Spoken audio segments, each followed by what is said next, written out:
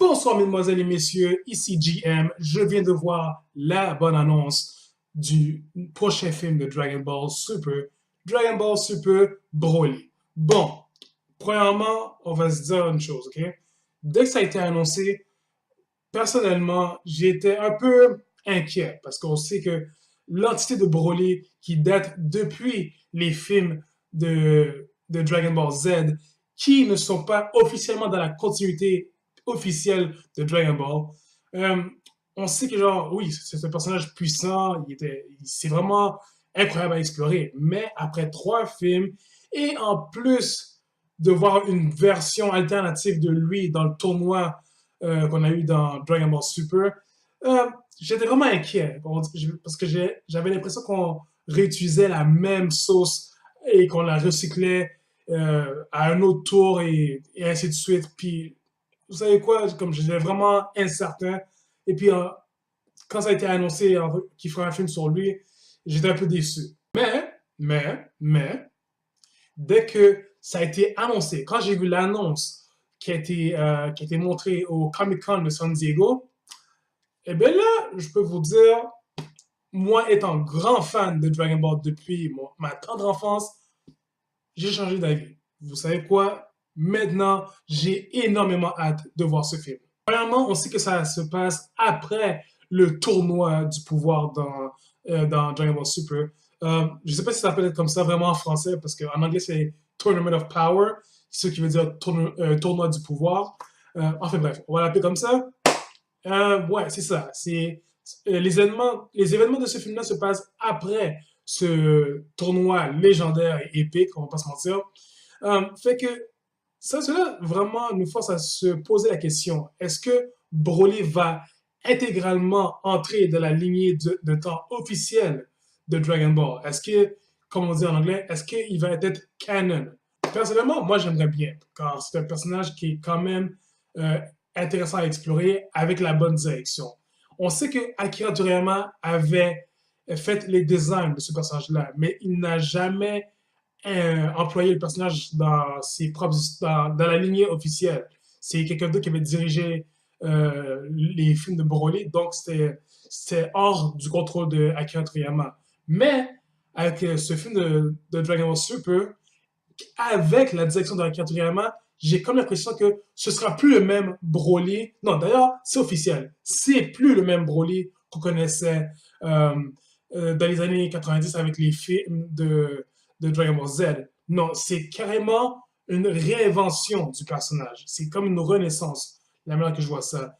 Et j'ai comme l'impression que avec le talent qu'on a aujourd'hui, je crois que Akira et avec les personnes avec qui il travaille sur le film, je crois qu'il va pouvoir mieux explorer son passé et mieux élaborer d'où il vient, comment il a évolué et comment il est devenu ce fou furieux légendaire de Super Saiyan qu'on connaît aujourd'hui.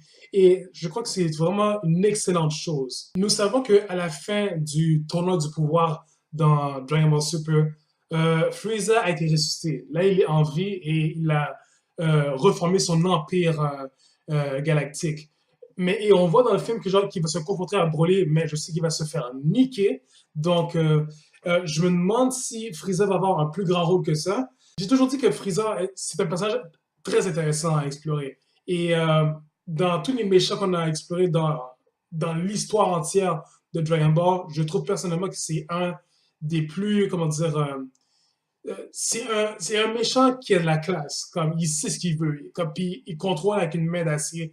Et je trouve que, genre, que, que le fait qu'il a ressuscité, je crois que personnellement, c'est une bonne chose car on peut réexploiter ce personnage-là. Une autre chose qu'on va explorer dans ce film-là, en tout cas, je souhaite qu'on explore ça.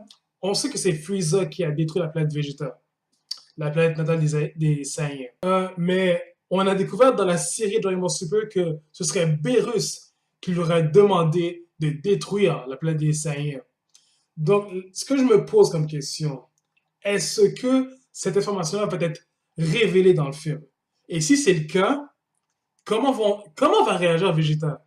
Car on sait que lui, sa fierté en tant que Saiyan surpasse n'importe quoi. Et je me demande, est-ce qu'il va essayer de s'en prendre à Bezos à cause de cette information-là? Et j'ai quand même l'impression que peut-être la destruction, ben non, je dirais même certainement, la destruction de la planète végétale va peser lourd dans ce film-là. Et c'est ça qu'on va explorer. Ce que je veux savoir aussi, c'est la survie de ces autres Saiyans, parce que je crois que, à part Broly et probablement une figure qui ressemble vraiment à son père, comme dans le film, comme dans les films, je veux dire, j'espère aussi qu'il y en aura d'autres Saiyans. Comme et si c'est vraiment le cas, j'aimerais qu'on explore ça. Parce que on voit aussi dans, on a vu aussi dans la bande-annonce que genre, on avait des bébés dans les espèces de tubes.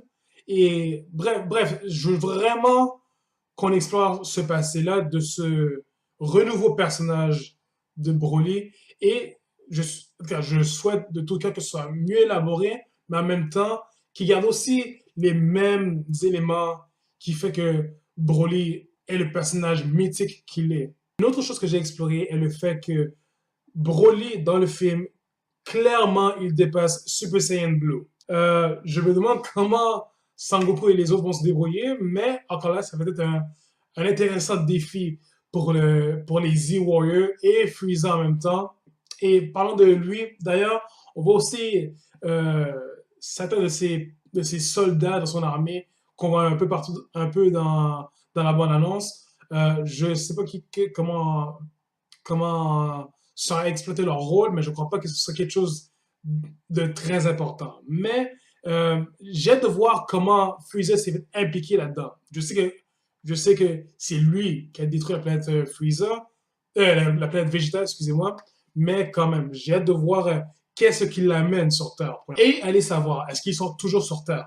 Il y a une autre chose que j'aime bien aussi dans la bande-annonce qu'on voit, et l'animation. Je trouve que les couleurs bien que les couleurs ont un léger impact, la fluidité et le dynamisme est vraiment au rendez-vous. Je trouve que ça a beaucoup d'éclat, ça frappe, et je trouve que j'ai l'impression que genre, avec ce film-là, en termes de graphique, il retourne un petit peu en arrière, mais comme on dirait comme s'il donnait un hommage à la même ère dans laquelle Broly est né dans la série Z, dans les films de Dragon Ball Z, mais avec une touche de modernisation. Fait que j'aime vraiment ça, puis j'aime vraiment à quel point que c'est vite, c'est dynamique, ça a beaucoup d'impact, mais il y a comme une élégance dans cette beauté artistique. Donc j'aime vraiment ça.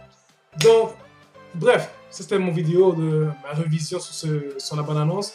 Dites-moi ce que vous en pensez, commentez, abonnez-vous à mon canal et je vous vois bientôt, d'accord? Salut!